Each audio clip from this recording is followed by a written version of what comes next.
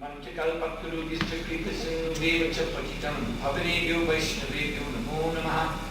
Jaya Shri Krishna Chaitanya Prabhu Nityananda Shri Advaita Gadadhara Shivasadi Gaura Bhaktivedanta Hare Krishna Krishna Krishna Hare Hare Hare Ram Ram Ram Hare Hare Hare Krishna Krishna Krishna Hare Hare Hare Ram Ram Ram Hare Hare Hare Krishna Krishna Krishna Hare Hare Hare Ram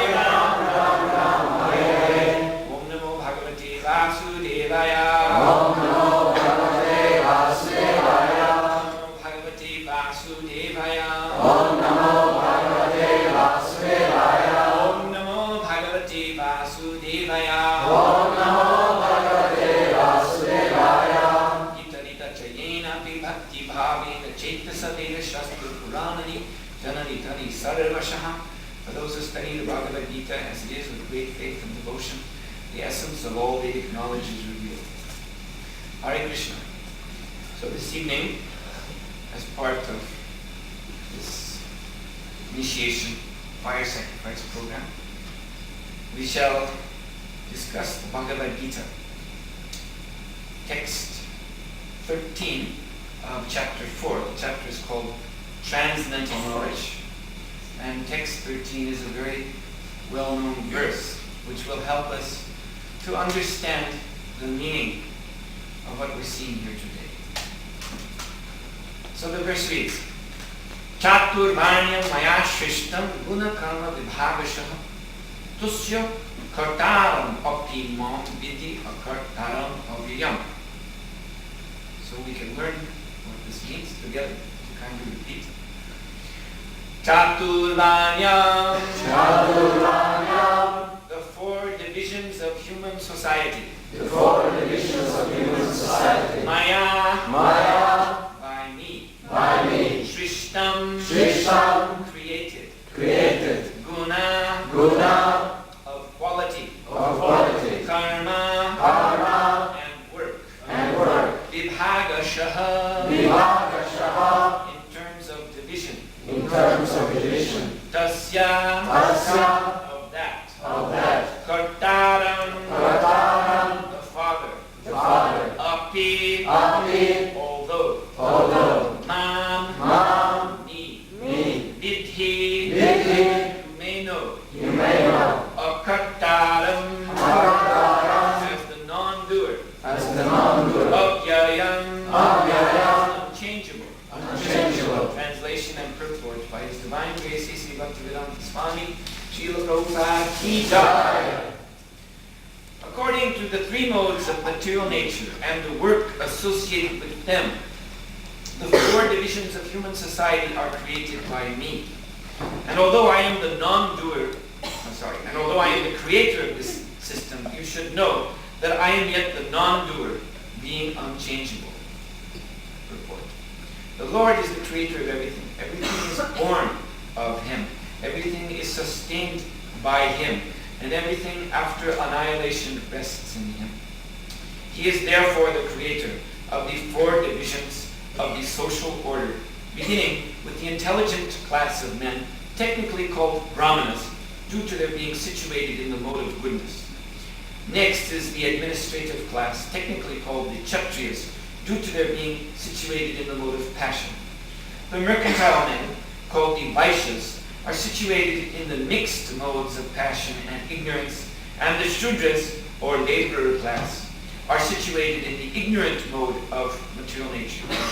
In spite of His creating the four divisions of human society, Lord Krishna does not belong to any of these divisions, because He is not one of the conditioned souls, a section of whom form human society.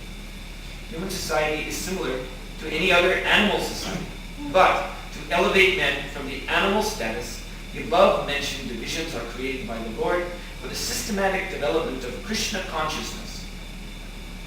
The tendency of a particular man toward work is determined by the modes of material nature which he has acquired. Such symptoms of life, according to the different modes of material nature, are described in the 18th chapter of this book. A person in Krishna consciousness, however, is above even the Brahmanas, Although Brahmanas by quality are supposed to know about Brahman, the supreme absolute truth, most of them approach only the impersonal Brahman manifestation of Lord Krishna.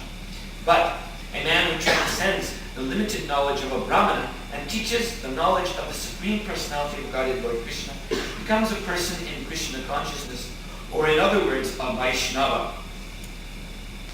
Krishna consciousness includes knowledge of all different plenary expansions of Krishna, namely Ram, Nrsimha, Varaha, etc. And as Krishna is transcendental to this system of the four divisions of human society, a person in Krishna consciousness is also transcendental to all divisions of human society, whether we consider the divisions of community, nation, or species.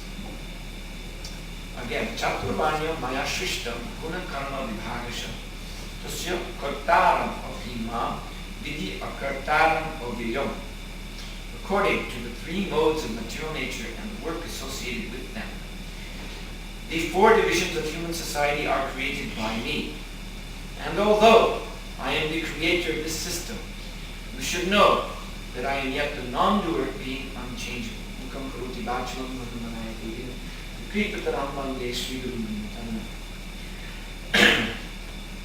So what is being described here is called Daivi Varnashram Dharma. You may have heard the term Varna Ashram Dharma. Daivi Varna Ashram. Daivi means Deva or God, Krishna. Because Krishna says Maya Shrishtam. Chaturvanyam Maya Shrishtam. I give, I create this system of four Varnas and four Ashramas. The Varna Ashram Dharma system is a system, the Vedic system, of occupation and education. Varna refers to occupation. There are four Varnas, as we have heard: the Brahmanas, the Kshatriyas, the Vaishyas, and the Shudras. And there are also four levels of education within the Brahmana. They're fully manifest in the Brahmana order, all four. And these are Brahmachari, Grihastha, Vanaprastha, and Sannyasa. So this Daivi Varnashram system is a system given by Lord Krishna to help those human beings who are sukrita, who are pious. Sukrita means there is a tendency in them to perform sukrita, that means good work, good deeds. They're good souls. And we should note that this class of sukrita is not determined by janma, by birth. Although some people take Varnashram Dharma to be equivalent to what is actually Jati Vyavastha. There's something called Jati Vyavastha, or caste system. But they're not actually equivalent. Because here in this verse, we don't find the word janma mentioned. Chaturvanya Maya Shrishtam Guna Karma Vibhagasha. According to the quality of work, that is how the members of the Daivi Varnashram system are known, according to how they're working. So basically their work is sukrita. It is pious, it is good, it is directed towards the Supreme Lord. In the 7th chapter of Bhagavad-gītā, Lord Krishna speaks of four classes of pious persons. What is that? Chaturvidam bhajante mam. They have a tendency to serve me. Bhajante mam. And therefore they are known as sukrita because of that tendency.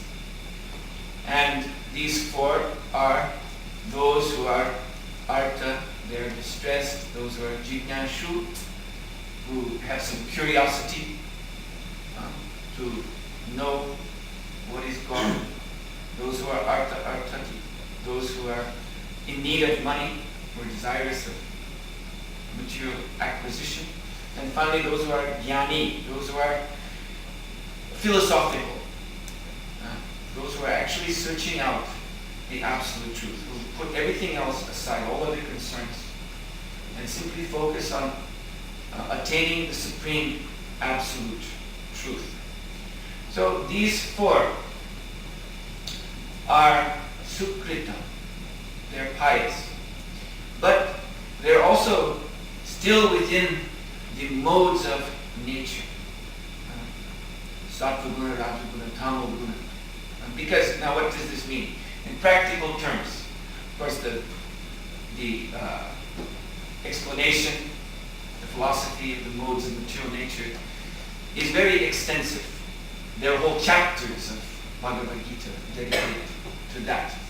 But just in very practical terms that we can all understand in terms of our present existence, we learn from Srimad Bhagavatam that the mind, everybody knows, I'm sure, what the mind is. We all have a mind. So the mind is the product of the mode of goodness.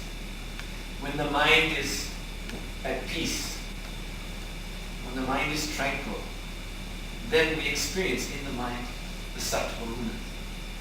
Unfortunately, in this present age, Kali Yuga, the mind is not very often tranquil.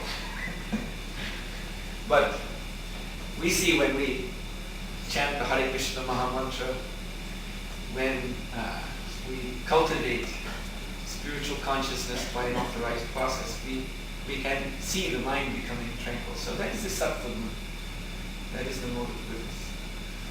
And the senses, our senses, there are 10 senses. 10 senses means twofold division of 5 senses each division. There are knowledge, acquiring senses, and the active senses.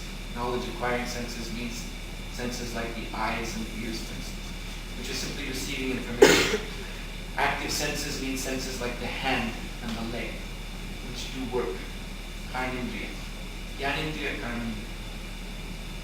So these senses are products of the mode of passion, because they are always demanding engagement.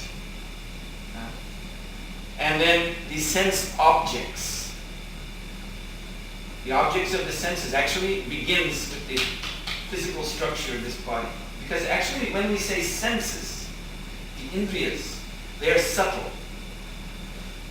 This term indriya in the Vedic scriptures does not exactly correspond, for instance, eye, the power of sight, does not correspond with this jelly ball in the skull. That is just the portal through which the seeing sense functions. So the senses are subtle, they're extensions of the mind actually. But the sense objects, they begin with this body itself, this physical body.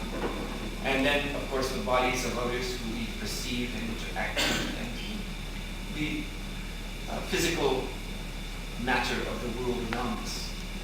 So this, jada, this dead matter, beginning with this body itself, this is all produced out of the mode of ignorance, tamo guna.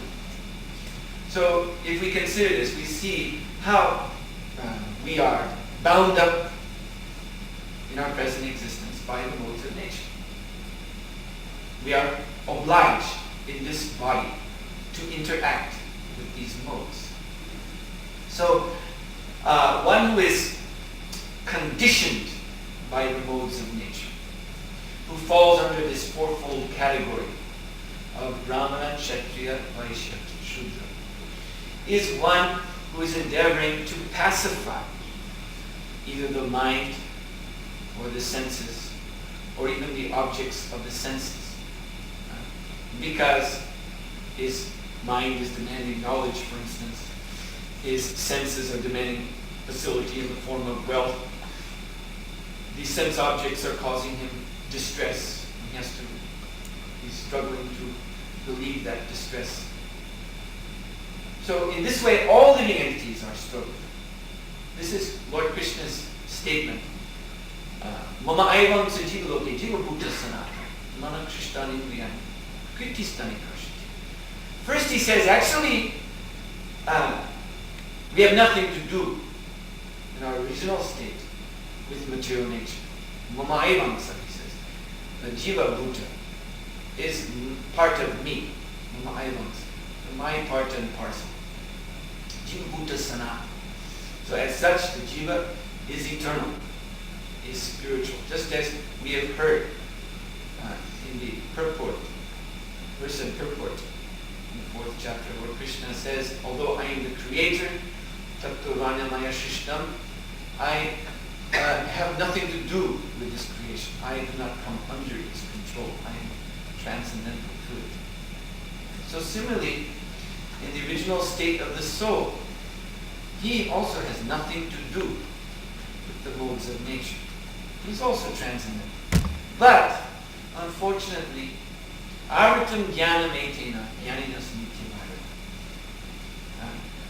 Although we are jnani, we are situated in jnana, in spiritual knowledge in our original state, that knowledge has been covered, like the sunlight becomes covered by a cloud.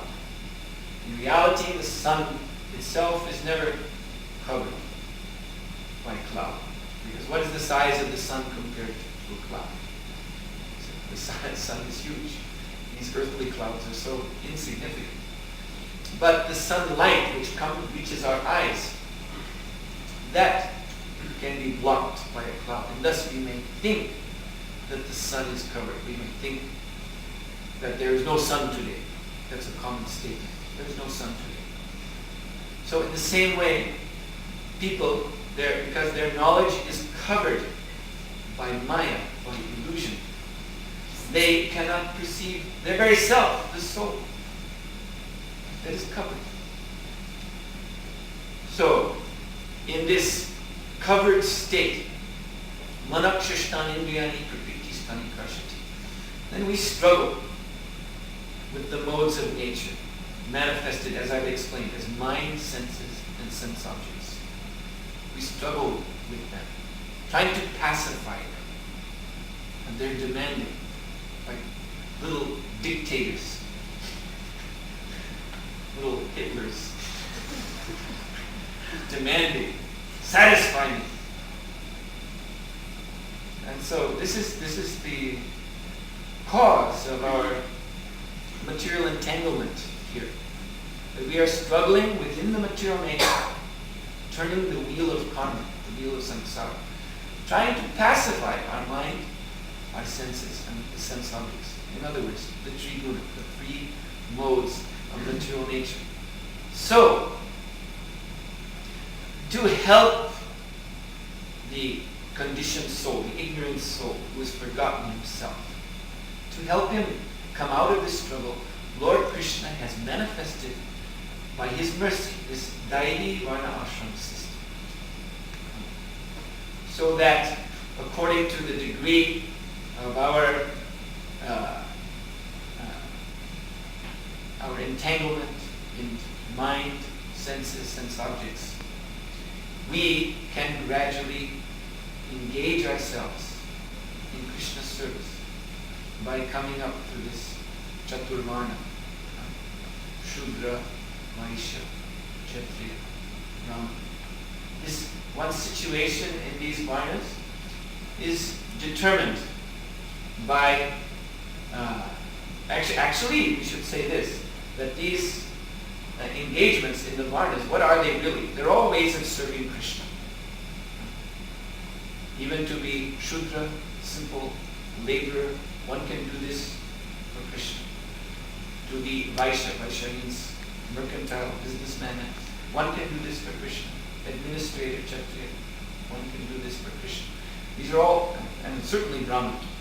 So these are all opportunities of Bhakti Yoga, opportunities to serve Krishna. And so that's the Varna side. Then the ashram side, Srila Prabhupada says the ashrams are meant to give us education or knowledge, and also morality. These two things, or detachment. Education, vidya, and detachment, vairagya. So we see three things. In the varnas, there's the opportunity for bhakti yoga. And in the ashram, where we learn, we have the opportunity to become established in vidya, knowledge, and vairagya, renunciation. This vairagya, vidya, knowledge, and renunciation, it actually comes to a very simple conclusion, as Srila Prabhupada always explained, citing one verse from the great politician, Chanakya Pandit, who said that one who sees other men's wives or other women as, besides his own wife, as mother, and one who sees others' property as something not to be touched, untouchable, and one who treats other living beings, all other living beings as he would have himself treated, that is a person of knowledge. That is perfect vairagya, vidya. So when these three things, vairagya, vidya, and bhakti yoga, are fully developed, fully manifested in a person, then that person, his struggle with material nature stops. Vairagya, vidya, nija, bhakti yoga. This Sri Chaitanya Mahaprabhu has come to give us in this dark age of Kali. The traditional and ancient varnashram dharma system has fallen down in this age. When one goes to India, one no longer sees Vedic culture. One sees an imported culture, which has been brought in, especially from England and other places. The modern Indian culture is a mixture of different foreign influences. And there is, of the original Vedic culture, there is very little left to be seen.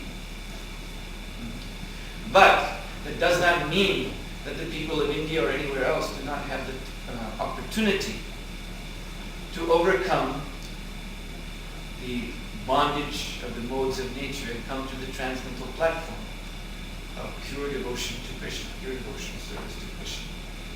No, because Sri Chaitanya Mahaprabhu has given us the process. Vairagya, vidya, nija, bhakti. These three are the foundation of varna ashram dharma. So, in this process of Krishna consciousness, as you see practiced here in the International Society for Krishna Consciousness, the devotees are becoming schooled in bhakti yoga, in occupation of service to Krishna. Just as you see in the center, there's so many ways in which the devotees engage themselves, not in earning money for gratifying their senses or their minds, but for satisfying Krishna. This is the only engagement here. And devotees are becoming schooled in vidya, Vedic knowledge, and schooled in renunciation.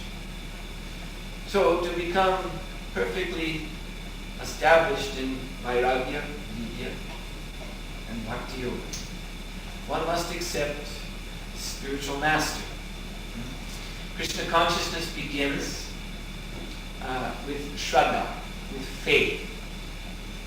Just as I suppose everyone here, including certainly the devotees, but also the guests, are here because of some faith in what we do here. Otherwise, why would you be here? If you didn't have some faith, or at least beginning interest, that's called shraddha, just a beginning interest in Krishna consciousness and chanting Hare Krishna. So adau shraddha, it all begins here, but that faith must be cultivated. Some religionists, they say everything is by faith alone. But Sri Rupa Goswami said, adau shraddha, everything begins with faith. But that faith must be developed. So how is it developed? As you're doing here, sadhusam, to come into the association of devotees. And then what? Bhajanagriya means to take up the regular activity, sadhana bhakti, regular activities of devotional service. And this one should do under the direction of a spiritual master. And just like when one enrolls in school, one must accept a teacher. How can you master the subject unless you have a teacher who is conducting you through the studies, who's guiding you, testing you, but not only testing you, but helping you, giving you that assistance that you need, that encouragement that you need to go forward even in the face of adversity. So, Bhajana Kriya particularly means to accept spiritual master and to accept the discipline. Srila Prabhupada explained that disciple, spiritual master is of course guru, and disciple is called shishya. And this term shishya is derived from the term shraddhatu, which means discipline. So to become shishya, disciple, one has to accept discipline. So the discipline in this Krishna consciousness movement is basically fourfold: vow of no meat eating, no illicit sex, no gambling, no intoxication. This is on the side of the vow of negating sinful activities.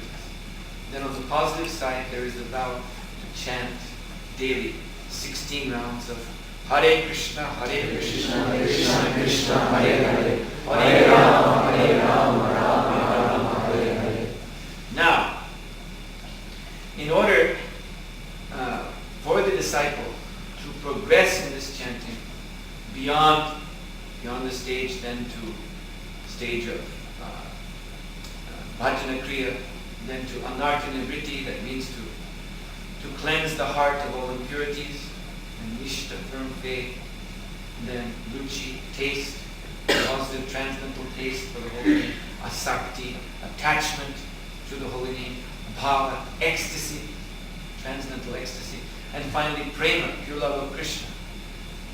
So in order for us to progress to the stage of pure love of Krishna, one must practice at the sadhana stage, one must practice this chanting offenses to the holy name of the Lord.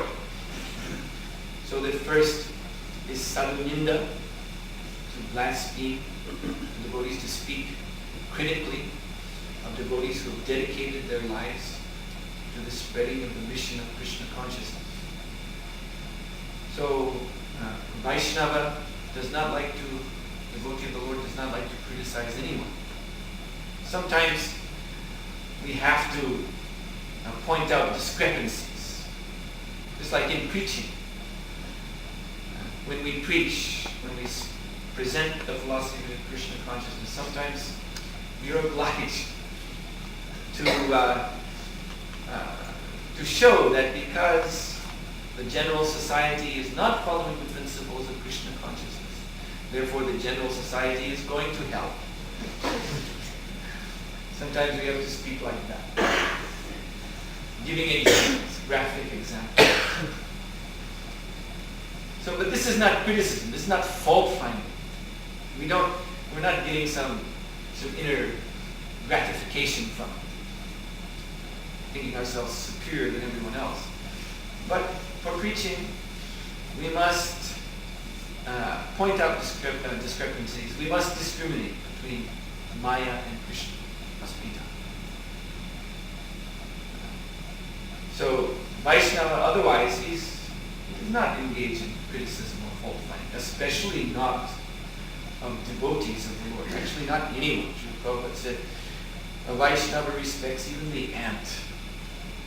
Because every form of life, as we were hearing this morning in Srimad Bhagavatam class, every form of life is a temple of God. God, Vishnu, dwells within the hearts of all creatures. And especially he dwells within the heart of the Vaishnava, because the Vaishnava is serving. So it is a great offense, suddenly, to blaspheme, to criticize the devotees. This checks our advancement.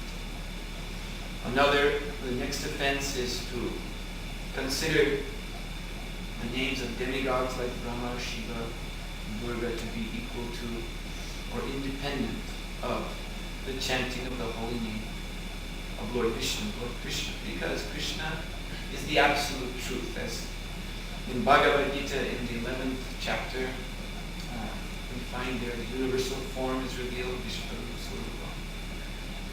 And within the universal form of Lord Krishna, Lord Brahma, Lord Shiva, Lord Indra, all the demigods are situated as his parts and parcels.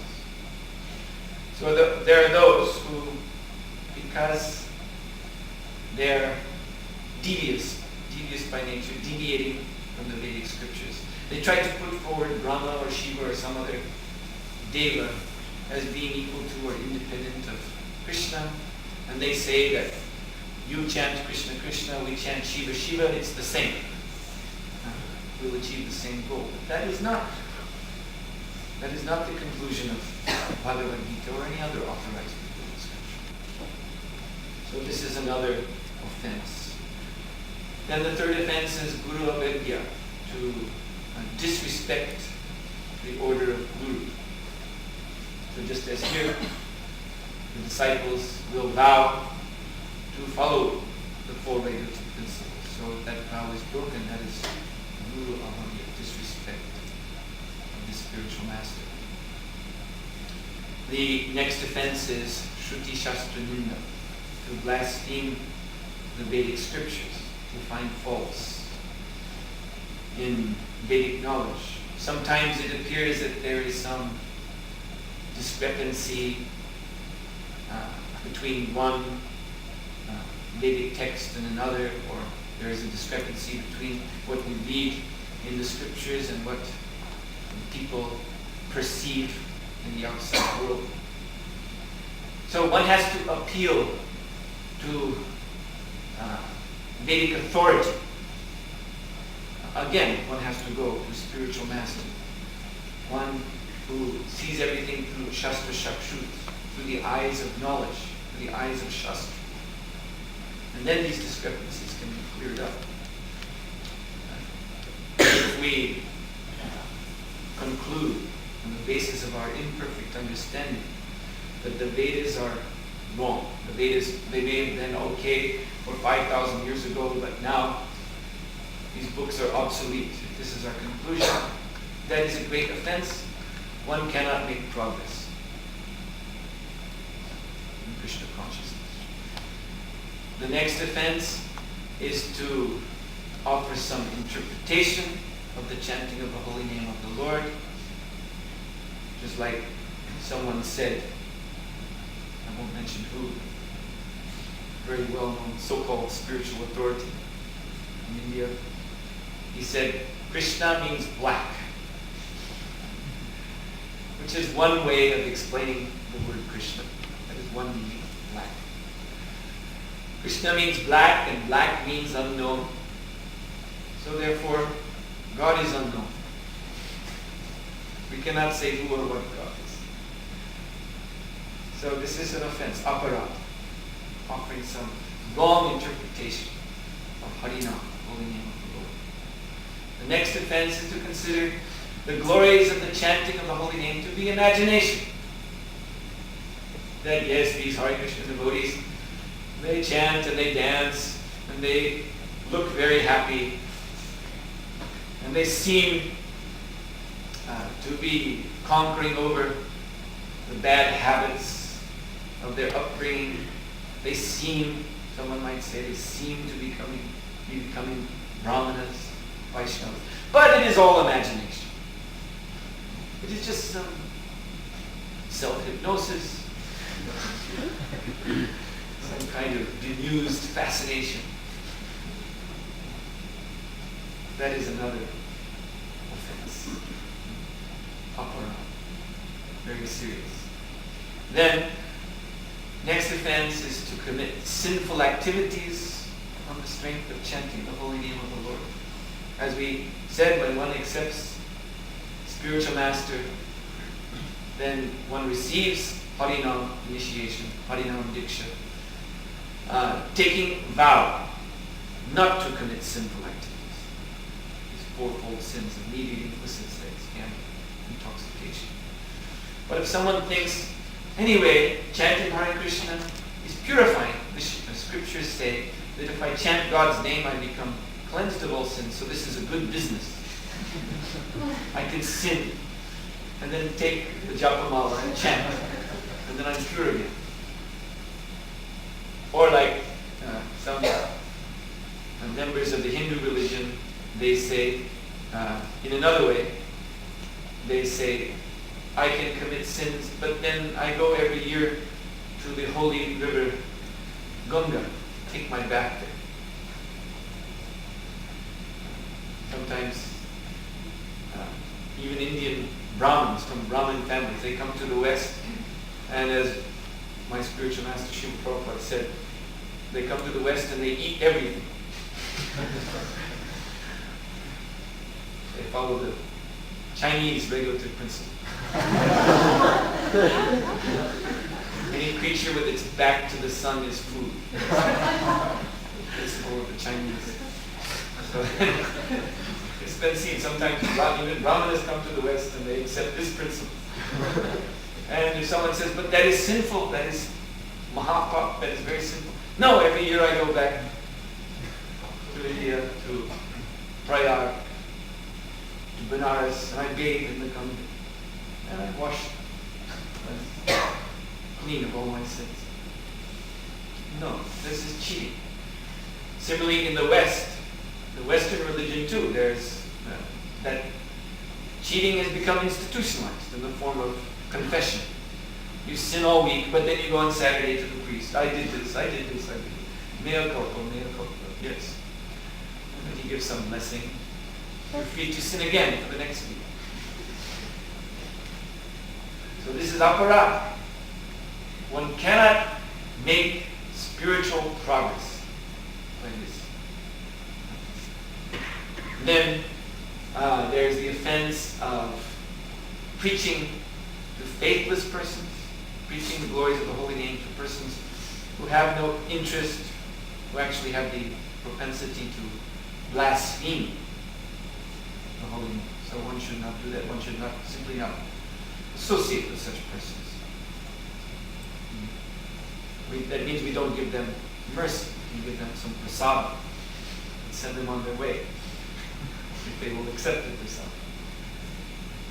So we should not try to convince them when by their association we may be contaminated. Then one should not consider the chanting of the holy name to be some auspicious ritualistic ceremony which is simply meant to cultivate some mundane good in this world.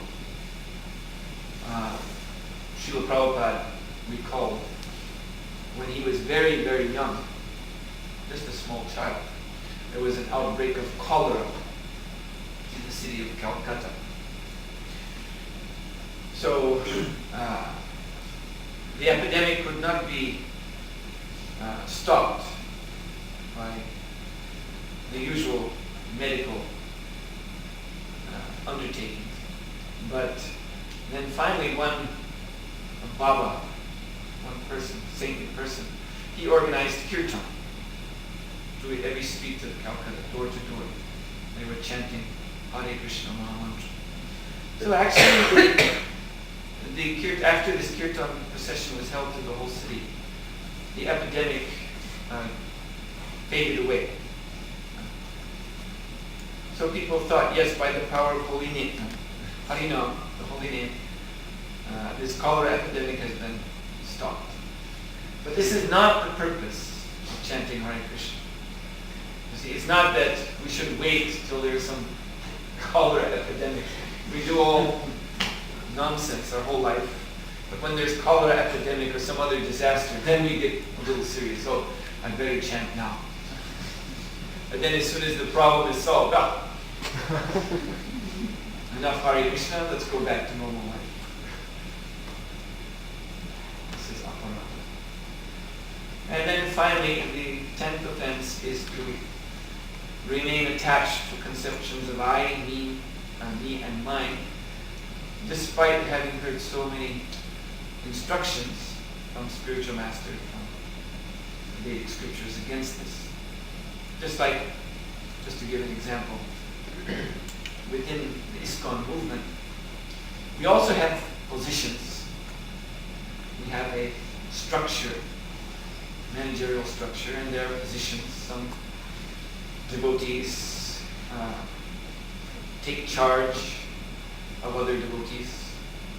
As the temple president, he's responsible for the activities of all devotees in his temple. And for that service, the temple president, or whoever it may be, requires a little more facility. He requires to have an office, perhaps a car, perhaps other things, in order to execute his duty. So there's no problem with that. As long as he remembers that all this facility is given to me by Krishna for his service. This office, this car, etc., whatever it may be, belongs to Krishna. Just like a government servant. He's also given by the government office, car, driver, servants. But they're in the employ of the government. All this is government property. So similarly, in ISKCON, everything is Krishna's. In ISKCON or outside of ISKCON. Anywhere, everything belongs to Krishna. But at least in this movement, the International Society of Krishna Consciousness, we are trying to remember that. That everything belongs to Krishna. We have to make that, bring that principle forward into our life.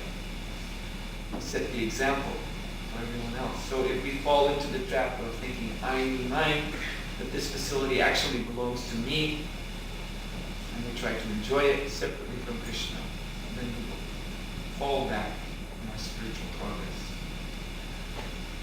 So, these are the 10 offenses to the holy name of the Lord, which we are requesting our two initiates into Harinam, Bhakti, Susanna, Bhakti, to avoid these offenses now and forever.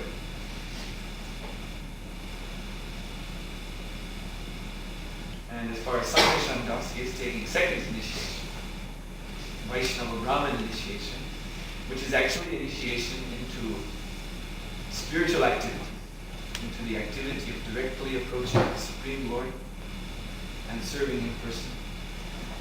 The Vaishnava Gayatri Mantra consists of,